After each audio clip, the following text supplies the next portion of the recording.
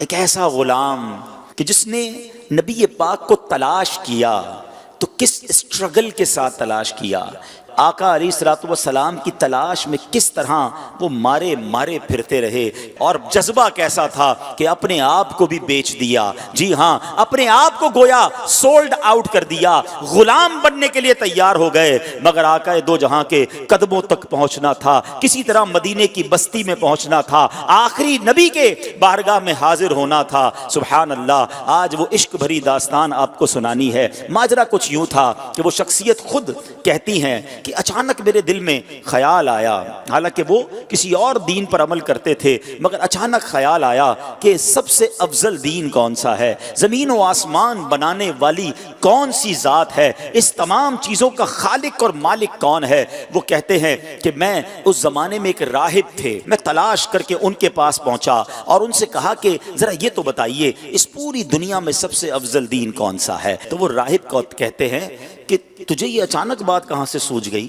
تو کہتے ہیں نہیں، میں یہ جاننا چاہتا ہوں کہ زمین و آسمان کا مالک کون ہے، سب سے افضل دین کون سا ہے۔ تو اس نے کہا کہ پھر ایسا کرو، اگر اس سوال کا جواب چاہیے تو موصل میں، یہ عراق کا ایک علاقہ ہے، وہاں ایک راہب ہے، اس سے بڑا کوئی عالم نہیں ہے، تم ان کے پاس جاؤ، وہ شاید تمہاری رہنمائی کریں۔ ٹریول کر کے وہ کہتے ہیں میں ان کے پاس پہنچا، ان کے پاس میں رہا اور ان کے ساتھ میں عبادت کرنے لگا۔ وہ دن کو روزہ رکھتے تھے، رات کو عبادت کرتے تھے، میں بھی بالکل انہی کی طرح عمل کرنے لگ گیا۔ 3 سال ان کے پاس ٹھہرا رہا۔ اب ان کے وصال کا وقت قریب آ گیا۔ میں نے کہا آپ تو دنیا سے جا رہے ہیں، مجھے بتائیں اب میں کدھر جاؤں؟ کہتے ہیں مشرق میں تو کسی ایسے شخص کو نہیں جانتا جو اس دین کا کاربند ہو جس پر میں عمل کرتا ہوں، ہاں البتہ جزیرہ عرب کے پاس ایک راہب ہے، اس کے پاس چلے جاؤ اور اسے میرا سلام کہنا۔ آپ فرماتے میں اس عالم کے پاس چلا آیا، اس کے انتقال تک اس کے ساتھ رہا۔ اب جب اس کی وفات کی خبر ہوئی تو اب 3 سال کے بعد میں نے کہا اب مجھے آپ کس کے پاس جانے دیتے ہیں، آپ کی انتقال کا وقت قریب آ گیا ہے۔ وہ کہتے ہیں میں پوری دنیا میں اور کسی کو تو نہیں جانتا، البتہ اموریہ میں ایک بڑی عمر کا عالم ہے، پتہ نہیں تم اس سے مل بھی سکو گے کہ نہیں۔ بہرحال وہ کہتے ہیں اس راہب کا انتقال ہوا، میں اموریہ کا سفر کیا، حق کی تلاش ہے، دین حق کی تلاش ہے، خالق و مالک کی تلاش ہے، ایک شہر سے دوسرے شہر کا سفر ہے۔ اب وہ اموریہ پہنچتے ہیں، وہاں بھی کچھ عرصہ رہا، اب ان کے انتقال کا وقت بھی قریب آ گیا۔ کہتا ہے اب آپ مجھے کس کے پاس بھیجتے ہیں؟ وہ کہتے ہیں اب دنیا میں میرے علم کے مطابق کوئی ایسا عالم نہیں جو حق پر ہو، البتہ ایک زمانہ قریب آتا جا رہا ہے جب حضرت ابراہیم علیہ السلام کی آل میں ایک شخص پیدا ہوگا، کئی 100 سال باقی ہیں، تم اس کو نہیں پا سکو گے، لیکن دیکھو اس کے علاوہ کسی اور کے پاس مت جانا، اگر تم وہ زمانہ پالو تو پھر تم ان کو ضرور ان کا ساتھ دینا، وہ حق پر ہوں گے۔ اور سنو اس شخصیت کی نشانی یہ ہے، انہی کی قوم کے لوگ انہیں ساحر کہیں گے، معاذ اللہ جادوگر کہیں گے، مجنون کہیں گے، کاہن کہیں گے، اور دیکھو ان کی ایک نشانی اور ہے، ہدیہ دو گے نا تو تناول کر لیں گے، صدقہ دو گے تو وہ اس میں سے کچھ نہیں کھائیں گے۔ اور سنو ان کے دونوں کاندھوں کے درمیان، دونوں شانوں کے درمیان مہر نبوت بھی جگمگا رہی ہوگی۔ میرے آقا کی بھی کیا شان ہے، ابھی دنیا میں ظاہری آئے نہیں ہیں، زمانہ پہلے ہی دیوانہ ہے۔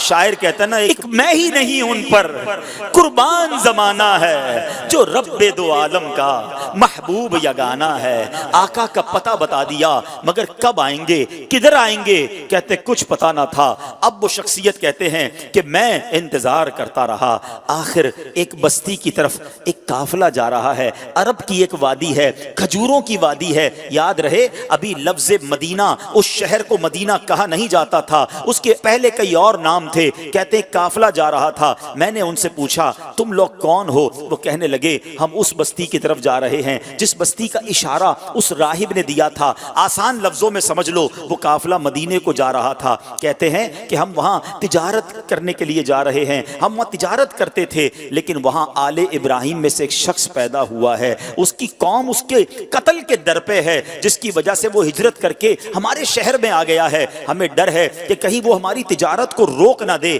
اب سنو, مدینے پر اس کو کنٹرول حاصل ہو گیا ہے. معاذ اللہ وہ قافلے والے نبی پاک علیہ الصلوۃ والسلام کے خلاف باتیں کر رہے تھے, مگر اس عاشق رسول کے دل کی دھڑکن تیز ہونے لگ گئی. ارے یہ تو وہی نشانی ہے, مدینے میں آل ابراہیم سے ایک شخص آ گیا ہے, قوم جو ہے اس کے خلاف ہے. کہ اچھا یہ تو بتاؤ یہ ان کی قوم ان کے بارے میں کیا کہتی ہے؟ وہ تاجر کہتے ہیں ان کی قوم انہیں کاہن کہتی ہے, ساحر کہتی ہے, مجنون کہتی ہے. اللہ اکبر. اب یہ دیوانہ سمجھ گیا میری منزل مدینے میں ہے, یہ قافلہ جدھر جا رہا ہے مجھے ادھر ہی پہنچنا ہے. کہتے ہیں ان تاجروں کو ایسا کرو مجھے ساتھ لے جاؤ. کہتے پیسے ہیں تمہارے پاس؟ کہتے کوئی پیسہ نہیں. ارے بغیر پیسے کے سفر کیسے ہوگا؟ کوئی تو عوض دے دو, کوئی تو مال دے دو. کہتے میرے پاس کچھ نہیں, مگر عرصہ ہو گیا ہے اس شخصیت کے انتظار میں, زندگی بیت گئی ہے, مجھے کسی طرح مدینے پہنچا دو, مجھے کسی طرح ان کے پاس پہنچا دو. کہا اچھا اتنی تڑپ ہے, چلو ہمارے سردار کے پاس. قافلے کے سردار کے پاس لایا گیا. سردار کہتا ہے پیسے ہیں؟ کہا پیسے نہیں, زیادہ راہ ہے. زیادہ راہ نہیں. ارے کچھ تو دینا پڑے گا. کہ میرے پاس اور تو کچھ نہیں ہے, ایسا کرو مجھے ہی خرید لو, مجھے غلام بنا لو, تمہاری خدمت کرتا رہوں گا, کسی طرح مدینے لے جاؤ. سنو میرے پیارے اسلامی بھائیوں, صدیوں پرانی داستان ہے. ایک دیوانہ آقا کی یاد میں تڑپ رہا ہے, انہیں دنیا کے کونے کونے میں تلاش کر رہا ہے. اب تاجر کہتے چلو تمہیں غلام بناتے ہیں. ایک بار نہیں, دو بار نہیں, بتایا جاتا ہے شہر مدینہ تک پہنچتے پہنچتے یہ دیوانہ 10 بار بکتا گیا. غلام مصطفیٰ بن کر میں بک جاؤں مدینے میں, محمد نام پر سودا سرے بازار ہو جائے, بے دام ہی بک جائیے بازار نبی میں, اس شان کے سودے میں خسارے نہیں ہوتے. یہ غلام بن کر بکتے رہے. بالآخر 10 بار بکنے کے بعد یہ دیوانہ مدینے تو پہنچ گیا, مگر راستہ نہیں پتا جانا کدھر ہے. اچھا یہ جو شخصیت ہے نا, ان کی زبان بھی عربی نہیں تھی, کوئی اس پورے شہر میں ان کی زبان جانتا ہی نہیں تھا. یہ فارسی بولتے تھے, مدینے میں سارے لوگ عربی بولتے تھے. کس سے راستہ پوچھتے, کس سے معلومات لیتے, جانا کدھر ہے, نام پتہ نہیں ہے. اب غلام تھے, اس نے مدینہ پاک میں کھجوروں کے باغ میں لگا دیا کہ اب تمہارا کام کھجوریں توڑنی ہیں. کہتے میں کھجوریں توڑتا تھا, میں محنت مزدوری کرتا تھا, میں نے پیٹھ پر اتنا بوجھ اٹھایا کہ میرا سینہ جو ہے اور پیٹ جو ہے وہ پیٹھ کی طرف چلا گیا. بس مزدور بنا ہوا تھا, انتظار تھا نبی آخر الزماں کا, کبھی تو دیدار ہوگا, کبھی تو ان کا جلوہ دیکھوں گا, کبھی تو ان کی غلامی اختیار کروں گا. مگر لوگ قریب سے گزرتے تھے, میری زبان ہی کوئی نہیں سمجھتا تھا. کہتے ہیں اب ایک دن ایک بوڑھی خاتون آئی, میں نے اس سے بات کی, وہ میری بات سمجھ گئی اور اس نے کہا کہ میں نے اس سے عرض کی کہ ماں جی مجھے بتا دو وہ شخصیت کہاں ہے جو نیا دین لے کر آئے ہیں, جو حضرت ابراہیم کی اولاد میں سے ہیں, جو اللہ وحدہ لا شریک کی طرف بلاتے ہیں, مجھے ان کا پتہ بتا دو. اب وہ کہتی ہیں کہ صبح سویرے نماز فجر کے بعد دن کے ابتدائی حصے میں وہ قریب سے گزریں گے. اللہ اکبر. اس دیوانے کی رات کیسے بسر ہوئی ہوگی, وہ رات کیسے گزری ہوگی. ساری رات دل کی دھڑکن تیز چلتی رہی کہ اب نبی پاک علیہ الصلوۃ والسلام کا دیدار ہوگا. شب ہجر کی سختیاں کوئی اس سے جا کر پوچھے, تیری راہ تکتے تکتے جسے صبح ہو گئی ہے. ساری رات جلوہ جانا کا تصور ہے, کیسی شخصیت ہوگی, چہرہ کیسا ہوگا, مسکراہٹ کیسی ہوگی, اللہ کے حبیب دکھتے کیسے ہوں گے, میں ان کا غلام بنوں گا, کیا مجھے قبول بھی فرمائیں گے کہ نہیں. وہ رات گزر گئی اور جب صبح ہوتی ہے تو پیارے آقا علیہ الصلوۃ والسلام قریب سے گزرتے ہیں, فوراً کھجوروں کا ایک چھوٹا سا حصہ لے کر آقا کی بارگاہ میں جاتے ہیں. کہتے ہیں حضور آپ کے لیے تحفہ لایا ہوں. ارشاد ہوا بتاؤ کیا یہ صدقہ ہے؟ کہتے ہیں جی حضور صدقہ ہے. آقا نے صحابہ سے کہا آپ سب کھا لیں. نبی پاک نے تناول نہیں فرمایا. پہلی نشانی کنفرم ہو گئی. دوبارہ گیا ایک اور کھجوروں کا تھال لے کر, کہا حضور یہ لایا ہوں. کہا صدقہ ہے؟ کہا نہیں حضور ہدیہ ہے, تحفہ ہے. آقا علیہ الصلوۃ والسلام نے خود بھی کھایا, خود بھی تناول فرمایا, اپنے صحابہ میں بھی تقسیم کیا.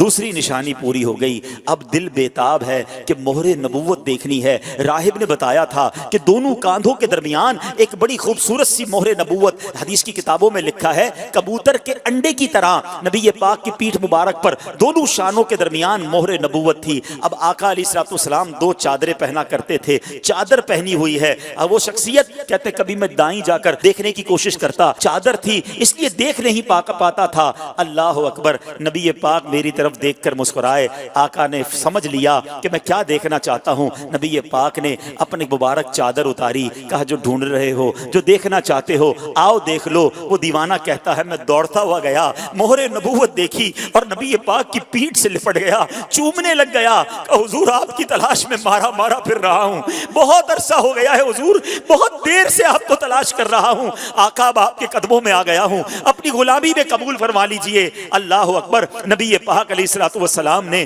انہیں اپنی غلامی میں قبول فرمایا، کلمہ پڑھ کر دامن مصطفیٰ سے وابستہ ہو گئے۔ سنو وہ کون تھے جو اتنی تلاش کے بعد پہنچے، جو اتنے عرصے کے بعد نبی پاک کے قدموں میں پہنچے؟ وہ کوئی اور نہیں، وہ حضرت سلمان فارسی رضی اللہ تعالیٰ عنہ ہیں۔